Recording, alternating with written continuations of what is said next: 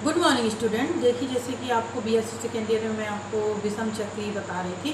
तो विषम चक्री में कुछ जैसे कि है आइसोक्यूनोन, आइसोक्यूनिलीन जो होता है, आइसोक्यूनिलीन का सूत्र होता है C9H7N होता है। ठीक है। तो जैसा आइसोक्यूनिन में भी एक पिरिडीन है, ये भी क्या कहलाता है, एक पिरिडीन कहलाता है। और ये वलय बेंजीन युक्त वो रहती है, मतलब जो वलय होती कैसी होती है, बेंजीन युक्त रहती है। ठीक है। और किन की विभिन्न प्रकार के से जुड़ी हुई रहते हैं, जैसा कि आपको डायग्राम के अकॉर्डिंग समझ में आ। अब देख रहे होंगे कि आइसोक्विनिन जो होता है इसमें डबल बेंजीन रिंग बनी और क्यूनोलिन में भी डबल बेंजीन बनी है। नंबरिंग जो होता है नेप्थलीन अणु के समान इस प्रकार से किया जाता है कि जो विषम परमाणु जो होता है छोटी छोटी संभव संख्याएं प्रदान होती रहें। ठीक है। बनाने की विधि है, सदैव क्यूनोलिन को किसकी उपस्थिति में रहता है ये पृथक किया जा सकता है। सल्फ्यूरिक अम्ल की क्रिया करके इस मिश्रण को पहले सल्फेटों में बदला जाता है। ठीक है। एल्कोहल द्वारा प्रभावित करने से पृथक कर लेते हैं और आइसोक्यूलिन सल्फेट एल्कोहल में विलय होता है, इसलिए इसे क्रिस्टल पहले प्राप्त होते। देखिए विस्लर नेपीरियर सल्की अवस्था जो होता है एक विधि है, नेपीरियर सल्की ने जो थी, इस विधि में क्या किया जाता है, अब देख पा रहे होंगे कि बीटा फेनिल एथिलीन का एमीन व्युत्पन्न, बीटा फेनिल एथिलीन का एमीन जो व्युत्पन्न जो होता है, तो उसको क्या किया जाता है कि POCl माइनस में क्लोरीन का अणु निकल जाएगा तो फास्फोरिक क्लोराइड के साथ जाइलिन और टाइलुइन की से उबाल लेते हैं तो चक्रीय निर्जल होता है जो 3,4 डाईहाइड्रो आइसोक्यूलिन बनाता है और विहाइड्रोजनीकरण द्वारा आइसोक्यूलिन देता है। संपूर्ण क्रिया इस प्रकार से होती है। अब देखिए पूरी मैकेनिज्म में संपूर्ण क्रिया दिखा दे रही हूँ मैं आपको। आखिरी में 1L को फिर देखो बेंजल्डिहाइड को एथिलीन वाष्प को एक लाल तप्त नली में प्रवाहित कर। देखो बेंजल्डिहाइड जो इसका सूत्र है, इसे लाल तप्त नली में प्रवाहित करेंगे तो आइसोक्यूलिन प्राप्त होता है +2H2। अमोनिया होमोथैलेट के निम्न प्रकार से, देखो अमोनिया जो हेलोथैलेट हो, ये किसका सूत्र होगा, अमोनिया होमोथैलेट का है। Benzene ring COONH4 CH2 COONH4 गर्म करने पर होमोथैलामाइड प्राप्त होता है। देखिए गर्म करने पर होमोथैलामाइड प्राप्त हो जाता है। ठीक है, ये हो गया। इसके बाद आप देखेंगे सिनेमिक एल्डिहाइड में ऑक्सीजन को P2O5 के साथ गर्म करने पर, ये सिनेमिक है और इसको P2O5 बैकमैन पुनर्विन्यास कहलाता है तो आइसोक्यूलिन प्राप्त होता है। बेंजल्डिहाइड को एमिनो एसिटाल के साथ गर्म करने के कारण बेंजल्डिहाइड को देखो एमिनो एसिटाल के ऊष्मा की उपस्थिति में जब गर्म करते हैं तो अपन को क्या प्राप्त हो जाता है, ये प्राप्त होता है। ठीक है। गुण देखिए, आइसोक्विनिन जो होता है रंगहीन ठोस होता है।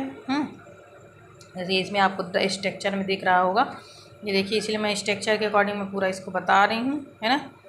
फिर इसके बाद जो इसका गुण जो होता है आपको बता दूँ कि आइसोक्विनिन रंगहीन ठोस होता है। क्या होता है, आइसोक्विनिन रंगहीन ठोस होता है और इसका गलनांक जो होता है 23 का क्वथनांक 340 सेल्सियस होता है। ठीक है।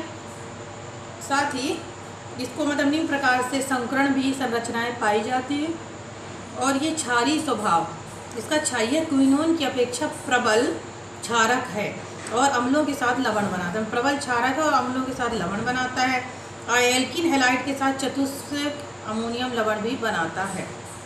ऑक्सीकरण जो होता है आइसोक्विनिन में और में पिरिडीन में उतना स्थायी नहीं होती है जितनी कि क्यूनोलिन होती है।